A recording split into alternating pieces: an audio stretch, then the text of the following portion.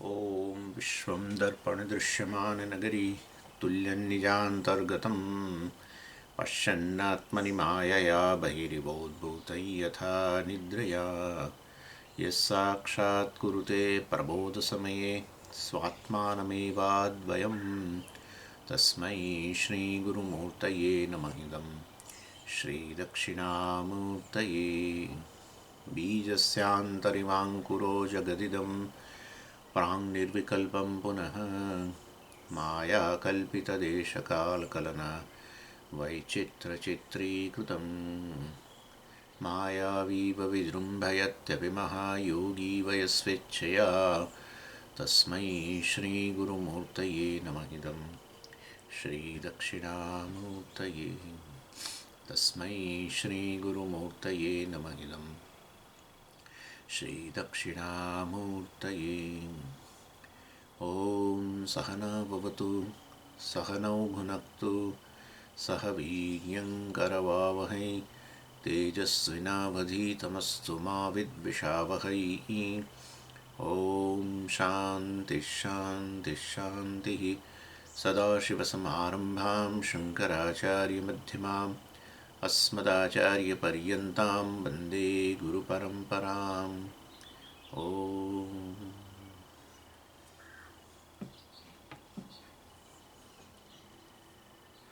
39માં શ્લોકમાં સંબંધ ગદ્યમાં કહ્યું તસ્માદ વિશ્રબ્ધમ ઉપગમ્યતામ.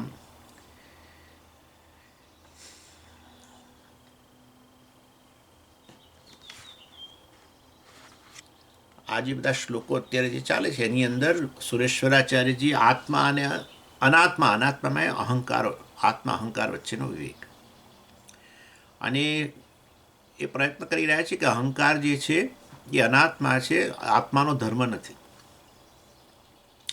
અહંકાર કોનો ધર્મ છે? અહંકાર અંતઃકરણનો ધર્મ છે, અંતઃકરણ ધર્મી. અહંકાર અંતઃકરણનો ધર્મ છે. જેમ ઈચ્છા છે, કામ છે, દ્વેષ છે, આ બધી વસ્તુઓ જેમ અંતઃકરણના ધર્મ છે, એવી રીતે અહંકાર પણ અનાત્માનો ધર્મ છે, મનનો ધર્મ છે, અંતઃકરણનો ધર્મ છે, આત્માનો નહીં. અને માટે જે અહંકારના સ્તરે સંસાર વગેરેનો અનુભવ થાય છે, અહંકાર એટલે વ્યક્તિ, મનુષ્ય તરીકે સંસારનો અનુભવ થાય, પિતા પુત્ર ફલાણા ઠીકણા બધા રૂપે. અહંકાર જે છે એને જ બધી સમસ્યાઓ છે. એ વ્યક્તિ તરીકે સમસ્યા છે. વ્યક્તિપણું નથી રહેતું તો સમસ્યાઓ નથી રહેતી. આપણે જ્યાં આપણો પોતાનો જ અનુભવ છે. હું હાઉ પણ તું હું એક વ્યક્તિ છું એવો ખ્યાલ નથી હોતો તો કોઈ સમસ્યા જ નથી હોતી. સુષુપ્તિ વગેરેમાં ક્યાં આપણને હોય સમસ્યા? વ્યક્તિપણું હોતું જ નથી. એટલે વ્યક્તિ છું એવો પ્રકારની સભાનતા હોય, ઇન્ડિવિજ્યુઅલ અહંકાર છું, તો પછી બધી મુશ્કેલીઓ છે. જો અહંકાર આત્માનો ધર્મ ન હોય તો પછી વાસ્તવમાં હું સંસારથી મુક્ત જ છું. હું મારી જાતને અહંકાર કહું, વ્યક્તિ કહું, તો પછી સતત સંસારી છું એવું લાગે. એનીવે, એટલે આ ચર્ચા છે. આ સિદ્ધ કરવા પાછળનો હેતુ આ છે. અહંકાર આત્મા વચ્ચેનો વિવેક એ શેના માટે છે? આના માટે છે. અને એના માટે થઈને સુરેશ આ પૂર્વપક્ષી ઊભો કરે છે સુરેશ્વરાચાર્યજી. અને એ પૂર્વપક્ષ આવો છે કે અહંકાર આત્માનો જ ધર્મ છે. સુરેશ્વરાચાર્યજી કહે છે કે અહંકાર જો આત્માનો ગુણ ધર્મ હોય તો પછી અહંકાર જે છે એ ક્યારેય તમારા અનુભવનો વિષય ના બને. જો અહંકાર જે છે વાસ્તવમાં આત્માનો જ ધર્મ હોય તો પછી અહંકારનો અનુભવ કરવા માટે એ અહંકાર જેમાં રહેલો છે એનો અનુભવ થાય. લાલ રંગ ધર્મ જે છે, ગુણ, એનો અનુભવ કરતા હો તો એ લાલ રંગ જેમાં રહેલો છે એ વસ્તુનો અનુભવ થાય છે. લાલ કપડું હોય, તમે કહો કે હું લાલ રંગ અનુભવું છું પણ કપડાનો મને અનુભવ નથી થતો, આવું તો હોય જ નહીં. જે ધર્મ જેમાં રહેલો હોય, ધર્મનો અનુભવ થતો હોય તો ધર્મીનો અનુભવ થાય જ. એટલે અહંકાર આત્માનો ધર્મ હોય તો પછી અહંકારનો અનુભવ થાય તો આત્માનો અનુભવ થાય. તો આત્માનો અનુભવ થાય તો પછી અનુભવ કરનારો કોણ છે? આત્માનો જો તમને અનુભવ થતો હોય તો પછી અનુભવ કરનારો કોણ છે? પ્રશ્ન થાય ને. એટલે અહંકાર જે છે વાસ્તવમાં જો તમને અનુભવ થતો હોય, અહંકારનો અનુભવ થાય છે. એટલા માટે હું જ્યારે એવું કહું કે તમે સુષુપ્તિની અંદર તમે એક વ્યક્તિ છો, ખ્યાલ નથી રહેતો, તો તમને એવું નથી થતું કે આવું તો કશું અમને છે નહીં, મન આવું કશો અનુભવ અમને નથી થયો. તમને ખબર છે વ્યક્તિપણું જાગ્રત થાય છે જ્યારે તમે જાગો છો ત્યારે. વ્યક્તિપણું રહેતું નથી, હુંપણું નથી રહેતું. આટલું તો ચાલો વ્યક્તિપણું જવા દો. હુંપણું, આ અહમ હું અત્યારે જે બોલી રહ્યો છું, હું હું હું, એ સુષુપ્તિમાં નથી હોતો. આટલો તો અનુભવ છે. એનો અર્થ એવો થયો કે અહંકાર અનુભવનો વિષય છે. જાગું ત્યારે હું પણ આવે છે અને સૂઈ જાઉં ત્યારે નથી હોતો, એવો તમારો અનુભવ છે? હા છે. તો અહંકાર અનુભવનો વિષય થઈ ગયો ને. જો અહંકાર અનુભવનો વિષય થયો તો અહંકાર જેમાં રહેલો હોય એ પણ અનુભવનો વિષય બનવો જોઈએ. જો એ અહંકાર આત્મામાં રહેલો હોય તો પછી આત્મા અનુભવનો વિષય બને. તો આત્માનો અનુભવનો વિષય બને તો અનુભવ કરનારો અનાત્મા હોવો જોઈએ. અનુભવ કરનારો અનાત્મા. ઇનફેક્ટ આ અનાત્માનો તો અનુભવ થાય છે માટે અનાત્મા છે એવું કહીએ છીએ, નહીં તો ક્યાં કહી શકીએ. એટલે અહંકાર જો અનુભવ થતો હોય તો અહંકાર જેમાં રહેલો છે એનો એ અનુભવ જ થતો હોય. એટલે વાસ્તવમાં અહંકાર પણ અનાત્મા જ છે, જે અનુભવનો વિષય છે, અને અહંકાર જેમાં રહેલો છે એવું અંતઃકરણ પણ અનુભવનો વિષય છે. સમજી ગયા? આ રીતે અહંકાર આત્મા વચ્ચે વિવેક ચાલી રહ્યો છે. અને પછી સુરેશ્વરાચાર્યજી જાણે કે દલીલ કરવા ખાતર સ્વીકારશે કે ચાલો આત્મા, તમે કહો છો અહંકાર આત્મામાં રહેલો છે, અહંકારનો અનુભવ થાય છે તો આત્માનો અનુભવ થાય છે, આત્મા અનુભવનો વિષય છે, એમ કરીને દલીલ કરવા ખાતર પછી બધા દોષો બતાવે છે અને અભ્યુપેત્યવાદ કહેવામાં આવે છે. પરંતુ આપણે એ ચર્ચા પહેલાં ઉપાડીએ પહેલાં તમને યાદ કરાવી દઉં કે આપણે 38મા શ્લોકમાં જોયું હતું. એમાં આર્ગ્યુમેન્ટ કરવામાં આવ્યો કે અહંકાર જે છે, ઘણા બધા આર્ગ્યુમેન્ટ થઈ ગયા એના પહેલાં તો. અહંકાર આત્માનો ધર્મ નથી એના માટે અનેક આર્ગ્યુમેન્ટ થયા.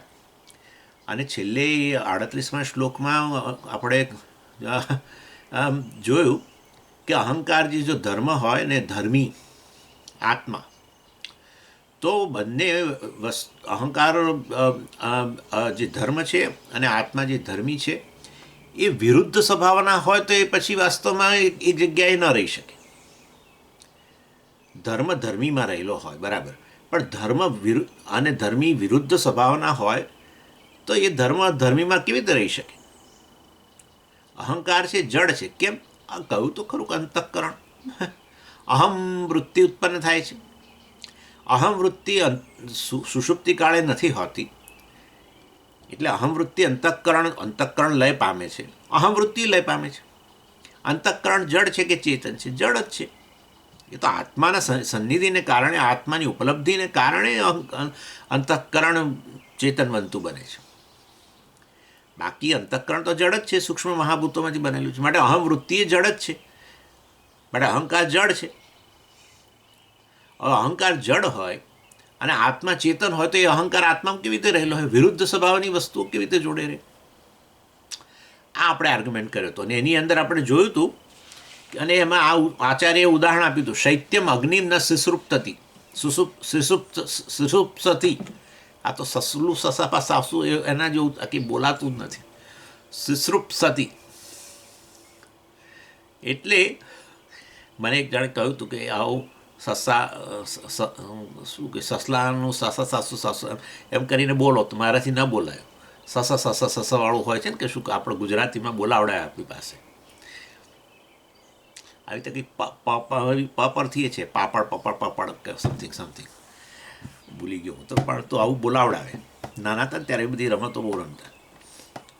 એનીવે શૈત્યમ અગ્નિમ ન સિસૃપ્સતિ એટલે કે છે કે વાસ્તવમાં શૈત્યમ શીતળતા, અગ્નિમ ન સુરસુપ્તતિ શીતળતા જે છે કોઈ દિવસ અગ્નિ પાસે જવાની ઈચ્છા એ ના રાખે. એટલે ન સિસૃપ્તતી એટલે એની પાસે જવાની ઈચ્છા. સૃપ ધાતુનો અર્થ છે ટુ એપ્રોચ, જવું, નજીક જવું. શ્રીસૃપ્સતી એટલે જવાની ઈચ્છા કરવી, એવું છે. સૃપ એટલે જવું, નજીક જવું, અને શ્રીસૃપ્સતી એટલે નજીક જવાની ઈચ્છા કરવી. એમ ઈચ્છા દર્શક પ્રત્યય છે એમાં. એટલે શૈત્યમ અગ્નિમ ન સુસુપ્સતી એટલે વાસ્તવની અંદર શૈત્ય ક્યારે, શીતળતા ક્યારે અગ્નિ પાસે જવાની ઈચ્છા ન કરે. વિરુદ્ધ સ્વભાવની વસ્તુ છે. જઈ પણ ન શકે, હે ને, જઈ પણ ન શકે અને જવાની ઈચ્છા પણ ન કરે. એટલે એ અહીંયા ઉદાહરણ આપ્યું. અને પાછું કેવો અગ્નિ, અહીંયા અગ્નિની કેવો અગ્નિ છે આ શીતળતા, અરે મતલબ કે અગ્નિ પાસે જાય પણ કેવો અગ્નિ. મારું તો આંદોલિતમ જ્વાલમ. મારું તો એટલે તમે જાણો છો વાયુ, વાયુથી આંદોલિત પ્રચંડ વાયુને કારણે જે અગ્નિની જ્વાળાઓ આમથી આમ હા, થોડોક પવન હોય અને જો આગ લાગી હોય તો 12,000 એકર, 12,000 એકર જગ્યામાં રહેલી બધી વસ્તુઓ જોત જોતાં ભસ્મીભૂત થઈ જાય. અહીં હમણાં કેલિફોર્નિયામાં થયું, હજુ કદાચ બુજાઈ છે કે નહીં ખબર નહીં. જોત જોતાની અંદર ફાટ ફાટ 12,000 એકર એક થોડા કલાકો. એટલે આવો અગ્નિ. મારું તો આંદોલિતમ, પવનથી જાણે કે અગ્નિ એકદમ વિકરાળ બની ગયો છે. એવા અગ્નિની પાસે શીતળતા જવાની ઈચ્છા કરે કોઈ દિવસ. એટલે એના પરથી આપણે સમજી શકીએ કે અહંકાર જે આ પ્રકારે વાસ્તવમાં આ શીતળતા જેવો છે, એ ક્યારેય પેલા આત્મા જે ચૈતન્ય છે, આ જળ છે, આ જળ વસ્તુ જેમ શીતળતા અગ્નિ ઉષ્ણતા પાસે જવાની ઈચ્છા ન રાખે, એવી રીતે આ જળ અહંકાર જે છે એ આત્મા એ રૂપી અગ્નિ જે છે એની પાસે જવાની ઈચ્છા ન રાખે. અર્થાત એ બંને સાથે ન રહી શકે, વિરુદ્ધ સ્વભાવ. માટે અહંકાર આત્માનો ધર્મ નથી. ધર્મ ધર્મીમાં રહેલો હોય પણ અહંકાર તો જળ છે અને આત્મા ચેતન છે. આ વસ્તુ આપણે જોયું હતું 38માં. અને પછી 39મા શ્લોકની અંદર હવે આમાં કહે છે તસ્માદ વિશ્રબ્ધમ ઉપગમ્યતા. અને માટે આ બધા જે મેં દલીલો તમને કરી, બધી 4 દલીલો કરીએ આપણે. છેલ્લી આ દલીલ હતી વિરુદ્ધ ધર્મ, ધર્મી વિરુદ્ધ સ્વભાવના છે, માટે એક જગ્યાએ ન રહી શકે. એટલે આ બધા આર્ગ્યુમેન્ટ અમે તમે જે કર્યા 38માં 37મા શ્લોકમાં, એ બધામાં ઉપગમ્યતા માટે પૂર્વ પક્ષી આટલું હવે સ્વીકારવું જોઈએ. વિશ્રબ્ધમ, હવે વિશ્રબ્ધમ એટલે સંશય વગર હવે આણે આટલું સ્વીકારી લેવું જોઈએ કે વાસ્તવમાં અહંકાર આત્માનો ધર્મ ન હોઈ શકે. એમ આત્મા તો હંમેશા દ્રષ્ટા, દૃક મતલબ, અને એ ક્યારેય દૃશ્ય ન બની શકે. અને અહંકાર છે હંમેશા દૃશ્ય, દૃશ્ય એટલે અનુભવનો વિષય, અને એ ક્યારેય દ્રષ્ટા કે દૃક ન બની શકે અહંકાર. અને માટે એનો અર્થ એવો થયો બંને એક જગ્યાએ રહ્યા હોય, લાલ રંગ અને પેલો ગુલાબ, એ બંને એક જ જગ્યાએ જેમ રહ્યા છે, ધર્મ લાલ રંગ અને ગુલાબ ધર્મી કહેવાય, જેમ જેની અંદર આ લાલ રંગ રહેલો છે. ધર્મ ધરાવનાર ધર્મી, ધર્મ અસ્ય અસ્તિ ઇતિ ધર્મી, આવું હોય છે. એટલે ધર્મ અને ધર્મી એક જગ્યાએ જોવા મળે, જરૂર જોવા મળે, પરંતુ અહીંયા વિરુદ્ધ સ્વભાવ હોય તો ન મળે જોવા. જળ અને ચેતન એક જગ્યાએ જોવા ન મળે. એટલે અહંકાર જે છે ક્યારેય દૃક ન બની શકે, અનુભવ કરનાર ન બની શકે, અને આત્મા ક્યારેય અનુભવનો વિષય ન બની શકે. એક ચેતન છે જેનો અનુભવ થાય એ જડ હોય, એટલે અહંકારનો અનુભવ થાય છે તો એ જડ વસ્તુ છે, અને આત્મા જેના દ્વારા ચેતનનો અનુભવ થાય છે, સાક્ષીને કારણે અહંકારનો અનુભવ થાય છે, આત્માને કારણે એ દૃક છે. એ ક્યારેય વાસ્તવમાં એક જગ્યાએ ન હોઈ શકે. એટલે આના આધારે આપણે નક્કી કરી શકીએ કે હું કોણ છું. જો મારા થકી જ બધું અનુભવ થતો હોય, પ્રત્યેક વસ્તુ અનુભવાય છે, દેશ કાળ અને બધી જગતની વસ્તુઓ, બધી અવસ્થાઓ, જાગ્રત સ્વપ્ન સુષુપ્તિ, આ બધી વસ્તુઓ અનુભવાય છે, તેઓ હું વાસ્તવમાં સાક્ષી જ છું. એ તો પછી મારે જે દૃક વગેરે જે છે એટલે અહંકાર, એ વસ્તુને એ મારે ઇન્ક્લુડ ન કરવી જોઈએ. દૃશ્ય વસ્તુ છે, હું દૃક છું. એટલે આપણે અહમની ઓળખાણ કઈ આપીએ છીએ એના આધારે સંસાર રહે આપણને, અથવા સંસાર જતો રહે. જો અહંકાર છું વ્યક્તિ છું એવો ખ્યાલ રહે તો સંસાર સદાય ચાલુ રહે. કારણ કે પછી હવે વ્યક્તિ છું તો પછી એ પિતાએ છું, વ્યક્તિ છું તો પછી એક ઓફિસમાં કામ કરું છું, વ્યક્તિ છું તો પછી કોઈકના પતિ છું, કોઈકના બેન છું, કોઈકના ભાઈ છું, કોઈકનો આ છું, બધું આવે પછી. અને પછી એ બધાને અનુરૂપ કંઈક ને કંઈક સમસ્યાઓ હોય બધી. એટલે અહમ બધો હંમેશા સમસ્યાઓવાળો જ રહે. અને પછી ઊંઘી જાય ત્યારે પેલું વ્યક્તિપણું જતું રહે તો બધી સમસ્યાઓ જતી રહે છે. એટલે લોકો બહુ સમસ્યાઓ થાય ને તો ઊંઘી જતા હોય, જઈને આડા પડી જાય સીધા. એટલે બારણા બંધ કરી, ઝઘડો થયો ઘરમાં તો પછી બારણા બંધ કરી અને સૂઈ જાય એમ. કારણ કે હું એક વ્યક્તિ છું એનાથી સંબંધિત છે, એટલું તો ખબર છે. બીજું આ બધું વેદાંત ખબર ના હોય તો આટલી તો ખબર છે કે હું સૂઈ જઈશ એટલે આ બધું જતું. એ કેમ જતું રહેશે એ બધું નથી ખબર, એ તો આપણે સમજાવીએ. અનુભવ તમારો છે વાત બરાબર છે, પણ અનુભવનું વિશ્લેષણ પછી વેદાંત કરે કે પછી આ તમારું વ્યક્તિપણું જે હોય છે એના કારણે. એટલે તમે તમારી જાતને અહંકાર કહો તો આ એક જ અહમ છે વાસ્તવની અંદર. એક જ અહમ એટલે એક જ અહમ. અજ્ઞાનને કારણે અહંકાર કયા કરો, અને જો જ્ઞાન હોય તો તમે તમારી જાતને સાક્ષી કહો. અહંકાર પછી તમારો એક રોલ બની જાય. એનીવે, અને અહંકાર એટલે પછી તમારે ગણવાનું. આ સમજીએ અહંકારને સમસ્યા બધું આવી ગયું ને. કરતા ભોગતા બધું, કરતાને કારણે પછી સમસ્યાઓ. કરતા એટલે મેં કર્યું અથવા હું કરું છું, મેં ફલાણું કર્યું ને એમાંથી આ થયું, એ પછી પેલી અપરાધની લાગણી આવે. ભોગતા તરીકે તમને જુદી જુદી વસ્તુનો અનુભવ થાય એટલે તમે કશુંક અનુભવ્યું એના કારણે તમને દુઃખની લાગણી ઉત્પન્ન થાય. કોઈક કશું બોલ્યું તમે સાંભળ્યું, અનુભવ્યું એટલે તમે સાંભળ્યું. કોઈકે તમને અવગણ્યા અને તમે જોયું, તમે એમને હરિઓમ કહ્યું ને એમણે તમે સામુય ન જોયું, તમે અનુભવ્યું એ વસ્તુ. તો ભોગતા તરીકે તમને પછી દુઃખની લાગણી થાય, કરતા તરીકે અપરાધની લાગણી થાય. આ કેમ કર્યું, આ કેમ ના કર્યું, ફલાણું વગેરે. કહેવાનો આશય અહંકાર જે છે એ જ એને જે બધી સમસ્યાઓ છે. એટલે તમે જો તમે જાતને આત્મા કહો, સાક્ષી કહો. આપણે તો જોયું જ છે અહંકારને સાક્ષી બસ જોડે જ છે. શું કહો છો તમે તમારી જાતને નક્કી. મિથ્યા અહંકાર છે વાસ્તવમાં, પરંતુ એને જ તમે સત્ય માની લો. આત્મા સાક્ષી છે તમને એને ખબર ન હોય, હું તો સાક્ષી છું એ ખબર ન હોય તો પછી સતત સમસ્યાઓ સંસાર વગેરે રહે.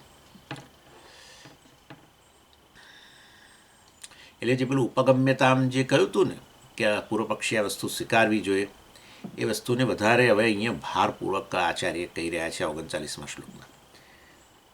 દ્રષ્ટુત્વમ દૃશ્યતા ચૈવ નૈકસ્મિન્નેકદા ક્વચિત દૃશ્ય દૃશ્યો ન ચ દ્રષ્ટા દ્રષ્ટુર્દર્શી દૃશી ન ચ. સુરેશ્વરાચાર્યજી બધું દૃશ દૃશ દૃશ દૃશ. એટલે હવે આમ તો આ ઉપસંહાર શ્લોક છે. એમાં કંઈ આચાર્ય કંઈ નવી વાત નથી કરતા, આપણે આમ બધું જોઈ ગયા છે. એનો જાણે કે એ ઉપસંહાર કરે છે, સમરી રૂપે કહે છે કે અહંકાર જે છે એ શું છે? દૃશ્ય છે. આત્મા શું છે? નિત્ય દ્રષ્ટા છે. હા, નિત્ય પાછો અહંકાર એ દ્રષ્ટા. તમે સમજીએ, અહંકાર એ દ્રષ્ટા જ ને. અહંકાર દ્રષ્ટા પણ આત્મા નિત્ય દ્રષ્ટા એમ. એટલે એવો ભાગ પાડવો પડે. દૃક એટલે નિત્ય દ્રષ્ટા એમ. અહંકાર અનુભવનો વિષય બને માટે એને દૃશ્ય કહીએ, પરંતુ અહંકાર પછી અને આપણે દ્રષ્ટા કહીએ જગતના સંદર્ભની અંદર. પ્રમાતા કહો, દ્રષ્ટા કહો એવું. એટલે દ્રષ્ટા કહ્યું તો સ્વામીજી તમે ઘણીવાર અહંકારને દ્રષ્ટા કહો છો, ઘણીવાર આત્માને દ્રષ્ટા કહો છો. એટલે હવે ભેદ પાડું. આત્મા નિત્ય દ્રષ્ટા, અહંકાર નિત્ય દ્રષ્ટા નહીં. અહંકાર દ્રષ્ટા અને દૃશ્ય આ જોઈ ગયા છીએ આપણે. આંખો છે એ વાસ્તવમાં દ્રષ્ટા છે. ચાલો ઇન્દ્રિયો દ્રષ્ટા, જ્ઞાનેન્દ્રિયો. જગત દૃશ્ય થયું ને, પણ એ જ્ઞાનેન્દ્રિયો દૃશ્ય, મન દ્રષ્ટા, અંતઃકરણ દ્રષ્ટા. અને અંતઃકરણ એટલે કે અહંકાર દ્રષ્ટા. અને અહંકાર દૃશ્ય સાક્ષી દ્રષ્ટા. સાક્ષી દૃશ્ય તો કોણ દ્રષ્ટા? નહીં તો ભાઈ સાક્ષી નિત્ય દ્રષ્ટા. પતી ગયું. આ રીતે શું પતી ગયું? એટલે આ કહેવાનો આશય એમ કે સાક્ષી નિત્ય દ્રષ્ટા, કારણ કે સાક્ષી ચૈતન્ય છે. ચૈતન્ય હોવા માત્રથી દ્રષ્ટા છે. ચૈતન્ય આત્મા સ્વરૂપથી ચૈતન્ય છે માટે નિત્ય દ્રષ્ટા, એને સાક્ષી કહેવાય, એને સાક્ષી કહેવાય. જેમ સૂર્ય જગતનો સાક્ષી કહીએ એવી રીતે. બસ સૂર્ય સાક્ષી હંમેશ માટે સાક્ષી. સૂર્યને એવું નથી કે હું સાક્ષી છું, પરંતુ તો જગતના સંદર્ભમાં આપણે સૂર્યને સાક્ષી કહીએ છીએ. સૂર્ય તો પોતાના સ્વરૂપમાં પ્રકાશે છે, એટલે આત્મામાં સાક્ષીપણું નથી આવતું. સમજો, આત્મા ચૈતન્ય હોવા માત્રથી સાક્ષી જ છે એમ કહેવાનું છે. સૂર્ય આવો સપ્રકાશ હોવાથી, પ્રકાશ સ્વરૂપ હોવા માત્રથી સાક્ષી છે એમ.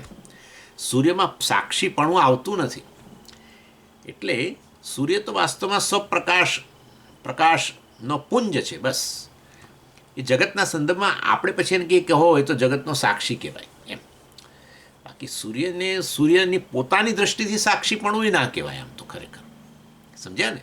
સૂર્ય પોતાની દ્રષ્ટિબિંદુથી એને તમે કહો કે તું જગતનો સાક્ષી છું, તો એ કહે છે હું તો પ્રકાશ સ્વરૂપ છું, બસ પ્રકાશું છું. મારા પ્રકાશમાં બધી જે વસ્તુઓ આસપાસ હોય એ બધી પ્રકાશિત થાય છે. હું તો કોઈને પ્રકાશિત કરતોય નથી, કશું નહીં. સાક્ષી પ્રકાશિત કરે ને એવું બધું કશું છે જ નહીં. આવી કોઈ ક્રિયા જ નથી, કોઈ ક્રિયા નથી. મનને પ્રકાશિત કરે આત્મા, અને મન પછી ઇન્દ્રિયોને પ્રકાશિત કરે ને આ બધા ક્રિયાપદો વાપરીએ એ તો ખાલી ના કહેવા પૂરતા. મૂળ વસ્તુ આ સૂર્યપ્રકાશ પુંજ છે, બસ સ્વપ્રકાશ.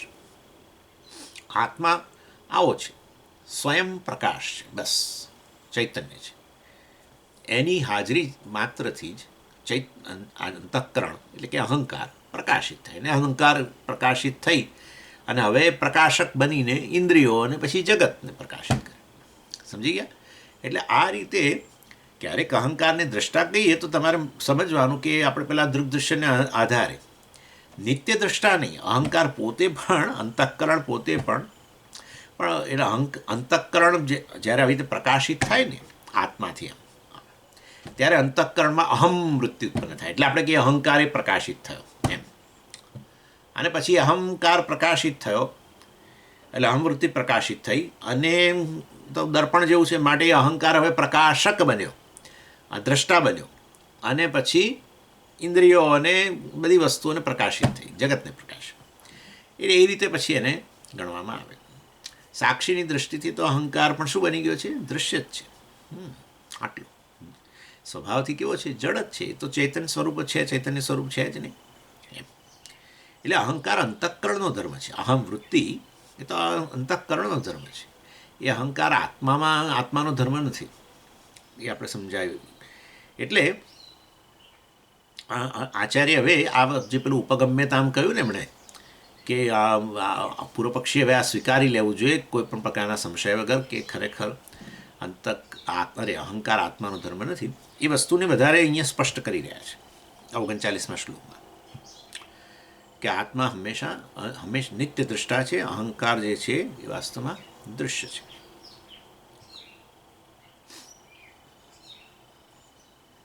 એટલે એકસ્મિન વસ્તુની એટલે જે દૃશ્ય જે છે, અહંકાર જે દૃશ્ય છે એ વાસ્તવની અંદર એ આત્માનો ધર્મ નથી. જો આત્માનો ધર્મ હોય તો ક્યારેય દૃશ્ય જ ના બને, કારણ કે એ ધર્મીમાં રહેલો હોય. તો ધર્મને તમારા અનુભવનો વિષય કે દૃશ્ય બનાવવો હોય તો પછી આત્માને અનુભવનો વિષય બનાવવો પડે ને. તમે લાલ રંગ તમારા માટે દૃશ્ય બનતો હોય તો એ લાલ રંગ જેમાં રહેલો છે એ તમારા માટે દૃશ્ય બને જ છે, કપડું વગેરે કે ગુલાબ જે પણ હોય એવી રીતે. એટલે એકસ્મિન વસ્તુની એક જ વસ્તુ એટલે એક જ આત્માની અંદર એકદા એક જ સમયે દ્રષ્ટુત્વમ દૃશ્યતા છે. દ્રષ્ટુત્વ એટલે દ્રષ્ટાપણું અને દૃશ્યપણું એ હોઈ ન શકે. અહંકાર દૃશ્ય છે, આત્મા નિત્ય દ્રષ્ટા છે. એ અહંકાર આત્માની અંદર ન રહી શકે. સમજી ગયા? દ્રષ્ટા અને દૃશ્ય એક જ કાળે એક જ વસ્તુમાં ન રહી શકે એમ. એટલે અહંકાર દૃશ્ય અને આત્મા દ્રષ્ટા એ વાસ્તવમાં એક જ કાળે બંને એકમાં હોય, એટલે કે અહંકાર આત્માનો ધર્મ હોય એ વસ્તુ શક્ય નથી. અહંકાર છે એ કોઈ બીજી વસ્તુમાં રહેલો છે. અહંકાર દૃશ્ય છે તો પછી અહંકાર જેમાં રહેલો છે એ દૃશ્ય વસ્તુ જ છે, અનાત્મા જ છે, એમાં જ રહેલો છે. આત્માનો ધર્મ નથી. ક્વચિત કોઈ પણ સંજોગોની અંદર આ વસ્તુ શક્ય નથી કે એક જ કાળે એકદા એટલે એક જ કાળે, સર્વદા એટલે સર્વકાળે, એમ હંમેશ માટે. એમ અહીંયા એકદા કહ્યું, એક જ કાળે વાસ્તવની અંદર આત્મા એકસ્મિન વસ્તુની, એક જ વસ્તુ એટલે કે આત્માની અંદર દ્રષ્ટૃત્વ અને દૃશ્યતા, દ્રષ્ટા અને દૃશ્ય બંને એક જ કાળે એક જ વસ્તુમાં ન રહી શકે. એટલે કે અહંકાર દૃશ્ય, આત્મા જે દ્રષ્ટા જે છે, નિત્ય દ્રષ્ટા છે, એમાં ન હોઈ શકે, એનો ધર્મ નથી. એટલે આત્મા કેવો છે? સદાય દ્રષ્ટા જ છે, ક્યારેય દર્શનનો વિષય ન બની શકે. એટલે આપણે ઘણા લોકોની આ પ્રકારનું કે ભાઈ હું ધ્યાન કરીશ, નિધિધ્યાસન કરીશ તો આત્માનો અનુભવ થશે. એટલે બધી આત્માનો અનુભવ થશે એટલે શું? આત્મા દૃશ્ય બનશે, એ ન બની શકે. જે દૃશ્ય બને એ વસ્તુ વાસ્તવની અંદર જરૂર કોઈ દૃશ્યપણું, કોઈ વસ્તુ તમારા માટે દૃશ્ય બનતી હોય, અનુભવનો વિષય બનતી હોય, તો એ પછી અનાત્માનો જ ધર્મ હોય, આત્માનો ધર્મ ન હોઈ શકે.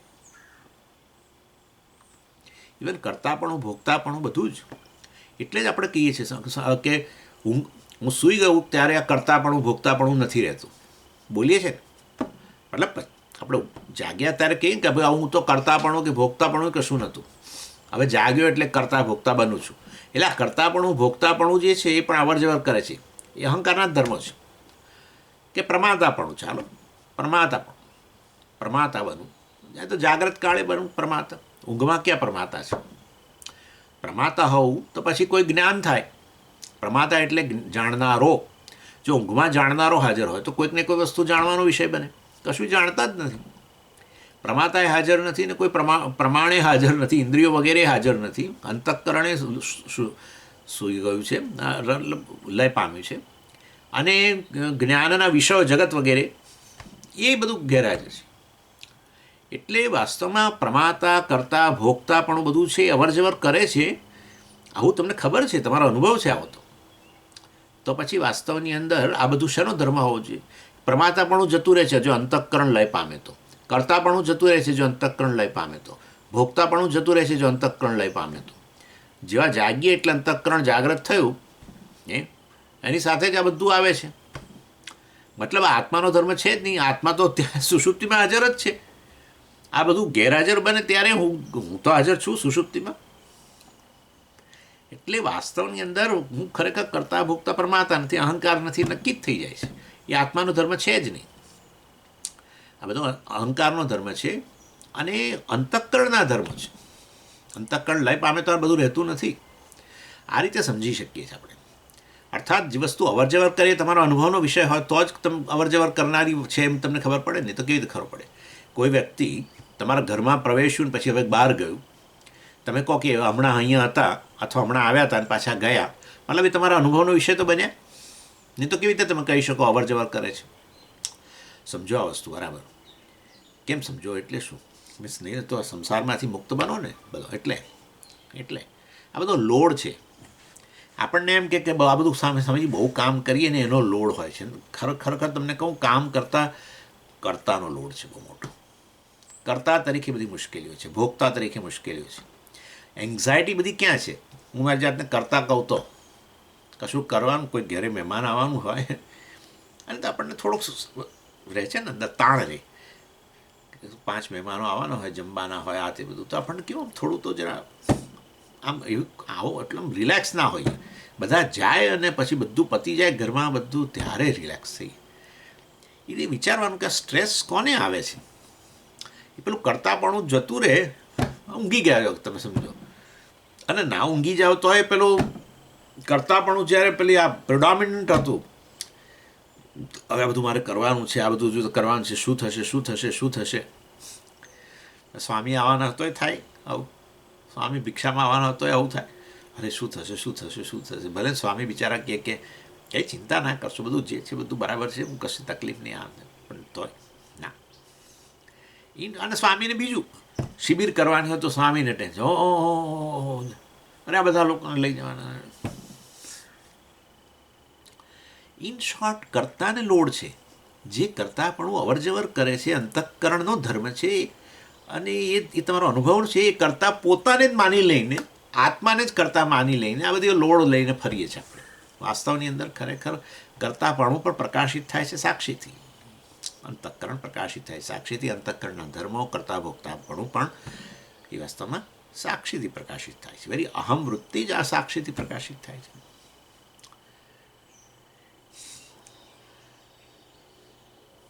અને આપણે જોઈ ગયા કે આ રીતે બીજી રીતે પણ જોઈ ગયા હતા કે અહંકાર જે છે વાસ્તવની અંદર જે અત્યારે આ દાખલા તરીકે છે, અત્યારે તમે પણ એક અહંકારના રૂપમાં છો. તમારો હું જે છે અત્યારે એ અહંકાર છે. હું અત્યારે છું એ અહંકાર છે. પરંતુ આ તો આપણે અનુભવાઈ રહેલો.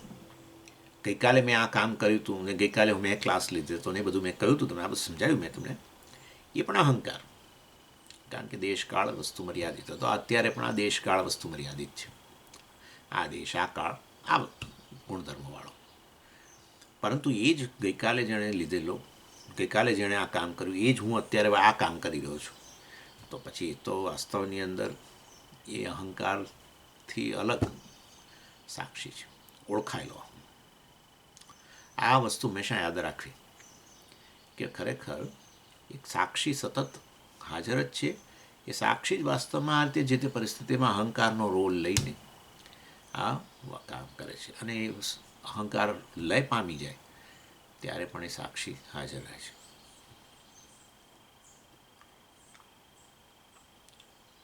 અને સાક્ષી ક્યાં હાજર છે? સાક્ષી તો સર્વવ્યાપી છે. ખાલી અંતઃકરણમાં ઉપલબ્ધ બને છે. બસ અંતઃકરણમાં હાજર, અંતઃકરણમાં ઉપલબ્ધ. જેમ કે સૂર્યનો પ્રકાશ બધે જ વ્યાપેલો છે. ઇવન આખા દર્પણમાં આજુબાજુ બધે વ્યાપેલો છે અને દર્પણમાં વ્યાપેલો છે. પરંતુ સૂર્યની સૂર્યરૂપે હાજરી તમને ક્યાં જણાય છે? એ પેલા એમાં જણાય છે, પ્રતિબિંબના રૂપમાં. એ રીતે આત્મા તો સર્વવ્યાપી છે. સમગ્ર અંતઃકરણ અને બધું એની અંદર જ રહેલું છે. પરંતુ અંતઃકરણમાં એ ઉપલબ્ધ બને છે. બસ. અને માટે અંતઃકરણમાં આપણે આત્માને જાણવો હોય તો ક્યાં જાણવાનું? અંતઃકરણમાં. બધી વસ્તુ જણાય ક્યાં? અંતઃકરણમાં. તો પછી આત્માએ ક્યાં જણાય? એનું અધિષ્ઠાન ક્યાં જણાય? અંતઃકરણ.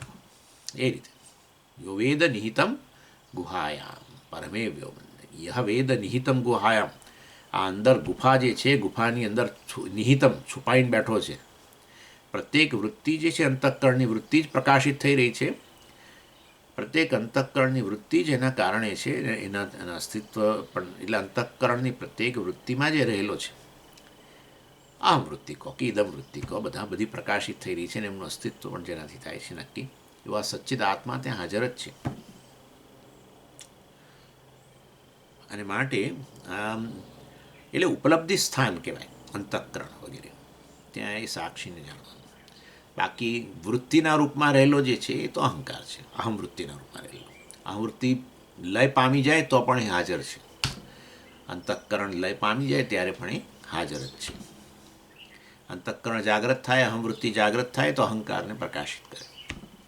આવો સાક્ષી જે અહંકારનું અહમવૃત્તિ અંતઃકરણનો પણ હાજરી અને ગેરહાજરી બંનેનો અનુભવ કરનારો એવો નિત્ય સાક્ષી હંમેશા હું હાજર છું.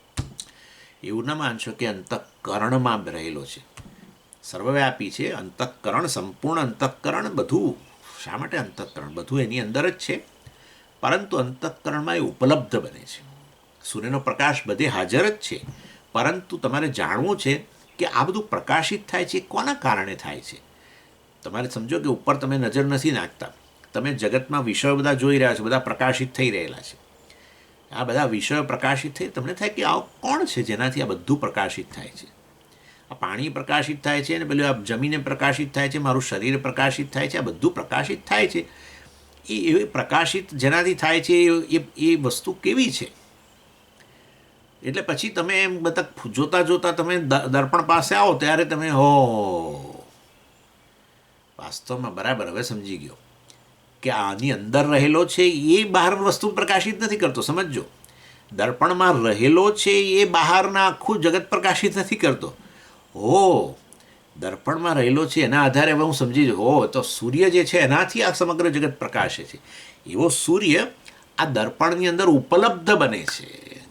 દર્પણમાં એટલે જેનાથી આ સમગ્ર જગત પ્રકાશિત થાય છે, આકાશ, વાયુ, જળ, પૃથ્વી આ બધું જગત પ્રકાશિત થઈ રહ્યું છે, બધું જગત જેની અંદર રહેલું છે અને પ્રકાશિત થયું છે, એનું સ્વરૂપ કેવું છે, એ કેવો છે?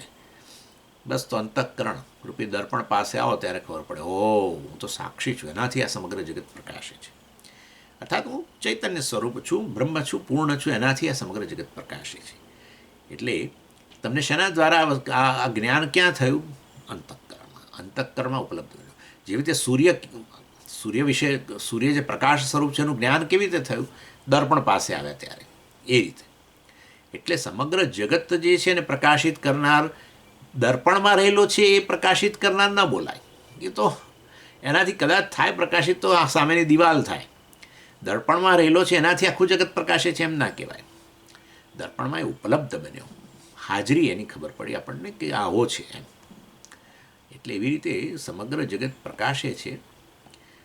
બધા જ શરીરો, મન, બુદ્ધિ, પ્રાણ, આ તે બધું ને સમગ્ર જગત પ્રકાશે છે. એ અંતઃકરણમાં એના વિશે જ્ઞાન તમને અંતઃકરણમાં થાય છે, કારણ કે અંતઃકરણમાં ઉપલબ્ધ બને છે. આ રીતે એ રીતે આત્મા જે છે એ ક્યારેય દર્શનનો વિષય ન બની શકે. અહંકાર વગેરે દર્શનનો વિષય બને છે. અને આ વસ્તુ આચાર્ય અહીં બે શ્લોક જે આપણે છે 39મો શ્લોક, એની અંદર બે પોઈન્ટમાં સમજાવે છે. કઈ રીતે જુઓ? એક તો કહે છે કે આત્મા જે છે, જો આત્માનું દર્શન થતું, આત્મા દર્શનનો વિષય બનતો હોય તો પછી વાસ્તવમાં એ આ આત્મા અનુભવનો વિષય, દર્શનનો વિષય એટલે આત્મા અનુભવનો વિષય જો બનતું હોય તો ક્ષણા દ્વારા અનુભવ થાય. બે જ વસ્તુ છે. એટલે કે જો આત્મા અનુભવનો વિષય બનતો હોય તો આત્મા દ્વારા જ અનુભવ થાય એક, અથવા આત્મા અનુભવનો વિષય બનતો હોય તો અનાત્મા દ્વારા અનુભવનો વિષય થાય. બસ બે જ વસ્તુ છે. એટલે આત્મા અનુભવનો વિષય છે, સારું, આત્મા અનુભવનો વિષય છે, દૃશ્ય છે, તો પછી કોના દ્વારા અનુભવ થાય છે? કોણ એનો અનુભવ કરે છે? આત્મા અથવા તો અનાત્મા. બસ બે જ છે. એટલે આ એક પોસિબિલિટી. તો કહે છે કે વાસ્તવની અંદર આ બંને શક્ય નથી. આત્માનો અનુભવ આત્મા દ્વારા થાય એ શક્ય નથી, આત્માનો અનુભવ અનાત્મા દ્વારા થાય એ પણ શક્ય નથી. એટલે એ કહે છે, જુઓ, દ્રષ્ટા દૃશ્ય ન ભવતી. આ સમજો બરાબર. દ્રષ્ટા એટલે કે આ નિત્ય દ્રષ્ટા, સાક્ષી, આત્મા.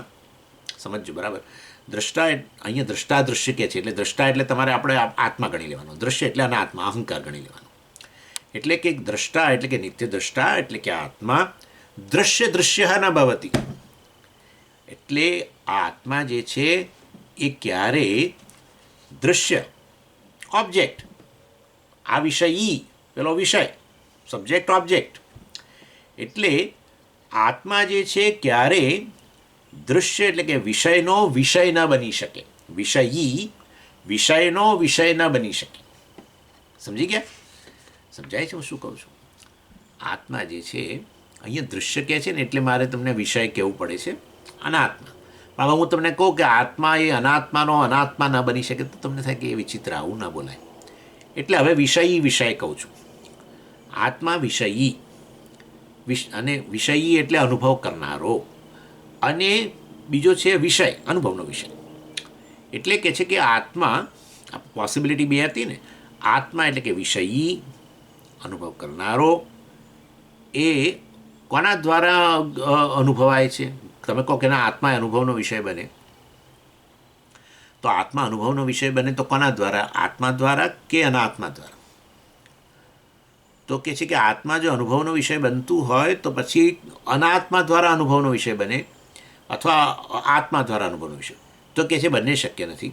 પહેલાં પેલું લે છે કે આત્મા જે છે અનાત્મા દ્વારા અનુભવાય. એટલે આત્મા જે વિષયી છે એનો અનુભવ કોણ કરે? અનાત્મા એટલે કે વિષય. એટલે અનાત્મા વાસ્તવમાં વિષય છે, તમે જાણો છો. અત્યારે તમે મને જોઈ રહ્યા છો તો તમે શું કહેવાઓ? વિષયી, અનુભવ કરનારા. અને હું શું કહેવાઉં? વિષય, અનુભવનો વિષય. બરાબર છે? જ્ઞાનનો વિષય, અનુભવનો વિષય, દૃશ્ય. એટલે આત્મા વિષયી જે છે એનો અનુભવ ન થઈ શકે. અહીંયા આપણે પેલું સિદ્ધ કરવું છે કે ભાઈ અનાત્માનો અહંકાર જે છે એ અહંકાર અનુભવનો વિષય બનતું હોય તો એ અહંકાર વાસ્તવમાં અનાત્માનો વિષય હોવું જોઈએ. કારણ કે અહંકાર આત્મામાં રહેલો હોય તો પછી અહંકારનો અનુભવ થાય તો પછી આત્માનો અનુભવ થાય, પણ આત્મા અનુભવનો વિષય ન બની શકે. આમ આપણે એ સિદ્ધ કરી રહ્યા છીએ, એટલે એ બતાવીએ છીએ કેવી રીતે ન બની શકે. તો બે શક્યતા છે. જો આત્મા અનુભવનો વિષય બનતું હોય તો પછી વાસ્તવની અંદર એ અનાત્મા દ્વારા, અહંકાર હમણાં રહેવા દો, અહંકાર એકદમ તકલીફ પડશે તો, એટલે વિષયી આપણે આત્મા જે છે એનો અનુભવ કોણ કરે તો કે અનાત્મા કરે. પહેલી શક્યતા એટલે કે આત્મા વિષય બને, અનુભવનો વિષય બને. કોના દ્વારા? વિષય, અનાત્મા દ્વારા જ. એટલે કે છે વિષયી એ ક્યારેય વિષયનો વિષય ન બની શકે. હવે સમજી ગયા? દ્રષ્ટા દ્રશ્ય ન ભવતી, આ વસ્તુ ક્યારેય શક્ય ન બને. સબ્જેક્ટ કેન નેવર બી, અંગ્રેજીમાં મિત્રો આપણા, subject can never be objectified by any object. That's it, including અહંકાર. અહંકારનો પણ નહીં. અહંકાર એ વાસ્તવમાં અહમવૃત્તિ છે. એ અહમવૃત્તિનો પણ વિષય ન બની શકે. બધું આપણે અહમવૃત્તિ થકી જ પ્રકાશે છે ને. પહેલાં અહંકાર પ્રકાશે, જાગો એટલે અહંકાર પ્રકાશિત થાય, બરાબર છે. જાગ્યા એટલે શું? અંતઃકરણ જાગ્રત થયું, અંતઃકરણ ચેતનવંતું બન્યું, અને એટલે એને કારણે એને આપણે અહંકાર કહીએ. અહમવૃત્તિ ચેતનવંતી બની, અહંકાર. એના દ્વારા પછી હવે બધું પ્રકાશવા માંડ્યું, બરાબર છે. ઇન્દ્રિયો, આપણા ભૂખ, તરસ અને જગત. એટલે આપણે કહીએ છીએ જગત દૃશ્ય અને હું દ્રષ્ટા. ત્યારે આપણે કોને કહીએ છીએ? અહંકારને કહેતા હોઈએ છીએ. ચાલો, એટલે ઇન શોર્ટ અહંકાર પણ જે છે એ વાસ્તવમાં દૃશ્ય જ છે. એટલે અહંકાર સહિત કોઈ પણ અનાત્મા દ્વારા જે વિષય કહેવાય, અનુભવનો વિષય કહેવાય, એના દ્વારા આત્મા વિષય ન બની શકે. વિષય આત્માને વિષય ન બનાવી શકે. એમ દૃશ્ય આત્મા જે નિત્ય દ્રષ્ટા છે એને દૃશ્ય ન બનાવી શકે. દ્રષ્ટા દૃશ્ય ન ભવતી, એમ કહે છે. દૃશ્ય એટલે દૃશ્યસ્ય દૃશ્ય, દૃશ્યનો દૃશ્ય ન બની શકે. અને માટે આ અહીંયા આટલી વસ્તુ સમજો. એટલે આત્માને ક્યારેય હું ધ્યાન કરનારો અહંકાર અને આત્માને હું જોઉં ધ્યાનની અંદર શક્ય નથી. અહંકાર પોતે જ વિષય છે. અહંકાર પોતે જ અનાત્મા છે, વિષય છે. એ વિષય આત્માને ધ્યાનમાં વિષય ન બનાવી શકે. સમજી ગયા?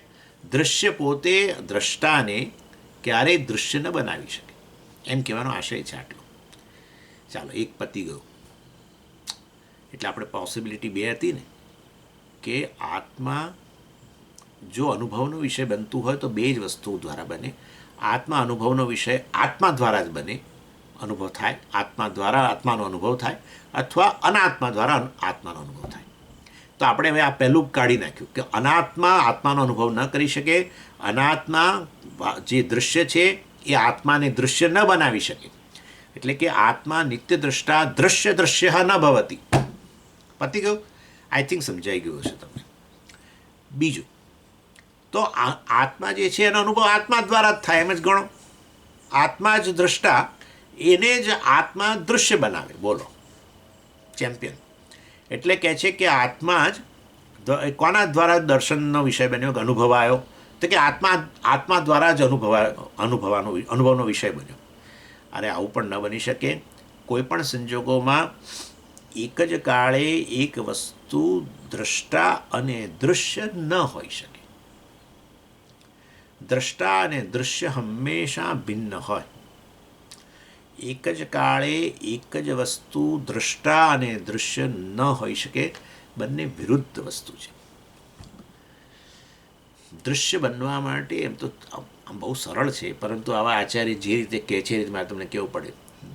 દૃશ્ય સિદ્ધ કરી દે છે કે જડ વસ્તુ છે. દ્રષ્ટા સિદ્ધ કરી દે છે કે એ ચેતન વસ્તુ છે. એટલે એક જ આત્મા, દ્રષ્ટા એટલે કે ચેતન અને દૃશ્ય એટલે કે જડ, એક જ કાળે જડ અને ચેતન કઈ રીતે હોઈ શકે? આ સમજાઈ ગયું તમને કે આવું કહેવાનો? પરંતુ એ જુદી રીતે બધું કહે છે. આ તમને સીધી આપણી ભાષા છે કે એક જ વસ્તુ હમણાં જોઈ પણ ગયા આપણે, એક જ વસ્તુ જળ અને ચેતન બંને ન હોઈ શકે. સ્વામીજી, એક જ કાળે પ્રકાશ અને અંધકાર એક જ કાળે એક જ જગ્યામાં એક જ પોઈન્ટમાં, હા, એક રૂમમાં અંધારું ને બીજા રૂમમાં પ્રકાશ બરાબર છે, અથવા એક રૂમની અંદર એક ખૂણો જે છે એ પ્રકાશિત નથી થતો અને બીજો ખૂણો પ્રકાશિત થાય છે, બરાબર છે, પણ જે ખૂણો પ્રકાશિત થઈ રહ્યો છે એ જ ખૂણો એટલો જ અંધારાવાળો છે. આવું કેવી રીતે હોય? આવું તો કેવી રીતે હોય? પ્રકાશ અને અંધકાર એક જ કાળે એક જ સમયે એક જ જગ્યાએ પ્રકાશ અને અંધકાર કેવી રીતે હોય?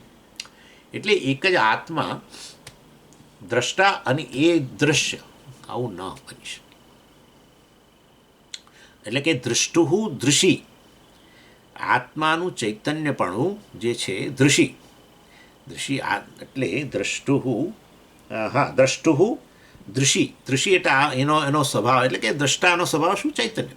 દ્રષ્ટાનું આ ચૈતન્યપણું જે છે એ દર્શી ન ભવતી. દ્રષ્ટાનું આ ચૈતન્યપણું એ વાસ્તવમાં દર્શી એ વાસ્તવમાં આ રીતે એ દર્શનનો વિષય ન બની શકે.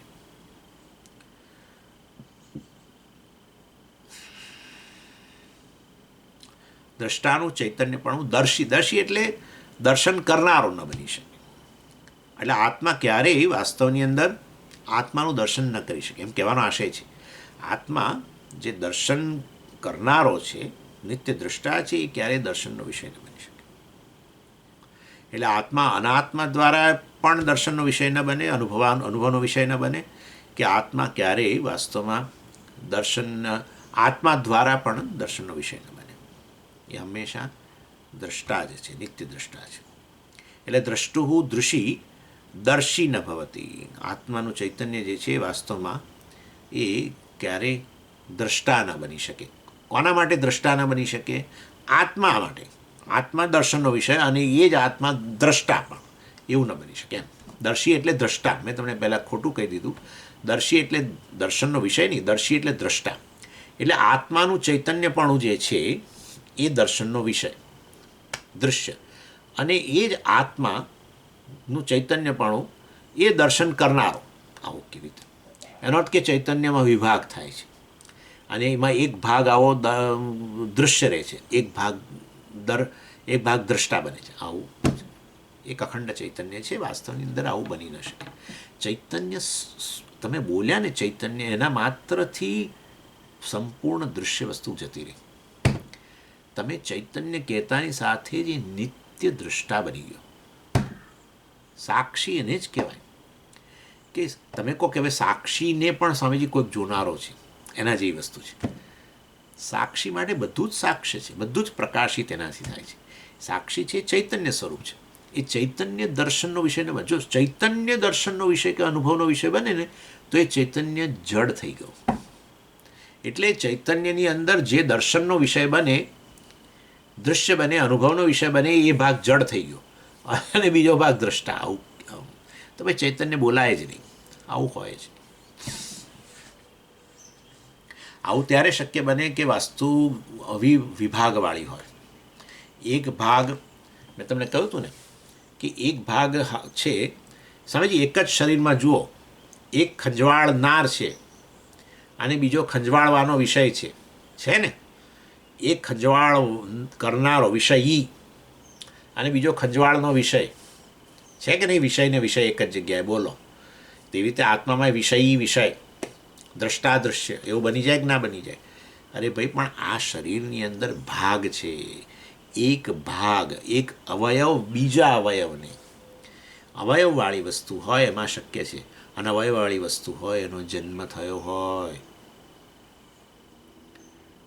આવું બતાવો. અવયવ બિલકુલ અવયવો જ નથી. અવયવવાળી વસ્તુ જે છે એનો જન્મ થયો છે. એ મનુષ્ય અવયવોને ભેગા કરે કે ભગવાને ભેગા કર્યા? કોઈ પણ અવયવવાળી વસ્તુ, એ ઘડિયાળ હોય, કમ્પ્યુટર હોય, એ મનુષ્યએ બનાવ્યું, અવયવ ભેગા કર્યા. અને આ શરીર વગેરે ભગવાને બનાવ્યું. ઇન્ટેલિજન્ટલી પુટ ટુગેધર, બુદ્ધિપૂર્વક જોડવામાં આવેલી વસ્તુઓ છે. આ બધું નથી અહીંયા, પરંતુ હું તમને કદાચ મારા મનમાં એવું આવે છે કે તમે લોકોને કદાચ નહીં સમજાવ્યું હોય, એટલે હું આ વસ્તુ યાદ કરાવું છું તમને. આચાર્ય તેમ જ માને છે કે તમને આ બધું સમજાય જ છે. સુરેશ્વરાચાર્યજીનું એક લેવલ છે. આ નિષ્કર્મ સિદ્ધિ જરા કામ એ રીતે ટફ ગ્રંથ છે, એટલે એને સિદ્ધિ ગ્રંથ કહે છે બધાને. અદ્વૈત સિદ્ધિના, નૈષ્કર્મ્ય સિદ્ધિ, આ બધી સિદ્ધિ ગ્રંથો જે છે ને બધા પ્રૌઢ ગ્રંથો કહેવાય છે. પ્રૌઢ ગ્રંથો એટલે પ્રૌઢ લોકો ભણે. પ્રૌઢ લોકો એટલે વેદાંતમાં જે પ્રૌઢ બની ગયા છે, હવે એકદમ પાકા થઈ ગયેલા છે એવા લોકો. પણ આપણે પ્રૌઢને જરા ડાયલ્યુટ કરી દઈએ. ઇન શોર્ટ કહેવાનો આશય આટલું જ છે. અવયવવાળી વસ્તુ હોય, એમાં એક અવયવ એ અવયવ કરતા અને બીજો અવયવ કર્મ, કે દ્રષ્ટા અને દ્રશ્ય, વિષય બધું બની શકે અવયવવાળી વસ્તુમાં જરૂર. પરંતુ અવયવ વગરની વસ્તુમાં કેવી રીતે વિષય આવે? વિષય એટલે પછી બે ભાગ પાડ્યા તમે. ભાગ પાડે એટલે અવયવવાળી વસ્તુ થઈ. અવયવવાળી વસ્તુ હોય એનો જન્મ મૃત્યુ હોય. અવયવનું છૂટા પડવું એને મૃત્યુ કહેવાય. અવયવનું ભેગા થવું એનું નામ જન્મ કહેવાય. તો જન્મ મૃત્યુવાળો બની ગયો આત્મા. એટલે એની આ વસ્તુ શક્ય નથી. એટલે જન્મ મૃત્યુવાળો આત્મા હોય તો પછી હવે સંસારે આવી ગયો બધો. જન્મ પામે છે એ કર્મોને આધારે, એનો લય થઈ ગયો પ્રારબ્ધને આધારે આત્માનો, વળી પાછા નવા કર્મોને આધારે ફરી જન્મ. તો પછી એ કરતા ભોગતા થઈ ગયો. તો પછી તમારું સ્વરૂપ કરતા ભોગતા થઈ ગયું. તો આ કરતા ભોગતાનો સાક્ષી કોણ છે? તમે કહો છો આ કરતાપણું જતું રહે છે, ભોગતાપણું જતું રહે છે, કરતાપણું હવે આ જાગ્રત કાળે આવ્યું. આ બધું અવર જવર કરનારાનો કોઈ સાક્ષી બેઠો છે ને, એ કોણ છે? જે વાસ્તવમાં કરતા ભોગતાથી પર છે, એ તમારું સ્વરૂપ છે. એટલે વાસ્તવમાં આ નથી. એટલે દ્રષ્ટા, ઇન શોર્ટ કહેવાનો આશય આત્મા માટે દર્શનનો વિષય પણ ન બની શકે. એક ભાગ દ્રષ્ટા અને એક ભાગ દૃશ્ય. અને પછી આગળ સંબંધ ગદ્ય 40ની અંદર કે છે સર્વ સંવ્યવહાર લોપ ચ પ્રાપ્નોતિ યસ્માત. અને સુરેશ્વરાચાર્ય થોડાક હવે વધારે અંદર ઊંડા ઉતરે છે થોડા, કે આ બધું આવી રીતે તમે કહેશો ને તો પછી વ્યવહાર જ શક્ય નહીં બને. વ્યવહાર એટલે શું? જ્ઞાન વ્યવહાર અત્યારે જે આપણે કરી રહ્યા છીએ તે, કે કર્મ વ્યવહાર, એ જ શક્ય નહીં બને. આ બધું જો તમે સ્વીકારો તો આત્માનો માટે વિષય બને, અંતે આત્મા દ્રષ્ટા બને, એ દૃશ્ય બને, એની એ જ કાળે આ બધું. આ તો ગૂંચવાડાનો પાર નથી એમ કહેવાનો અમને આશય છે. એ વસ્તુ અહીંયા 40મા શ્લોકમાં કહે છે, પછી જોઈશું આપણે. ઓમ પૂર્ણમદ પૂર્ણમિદમ પૂર્ણાત પૂર્ણમુદચ્યતે પૂર્ણસ્ય પૂર્ણમાદાય પૂર્ણમેવાવશિષ્યતે. ઓમ શાંતિ શાંતિ શાંતિ. હરિ ઓમ શ્રી ગુરુભ્યો નમઃ. હરિ ઓમ.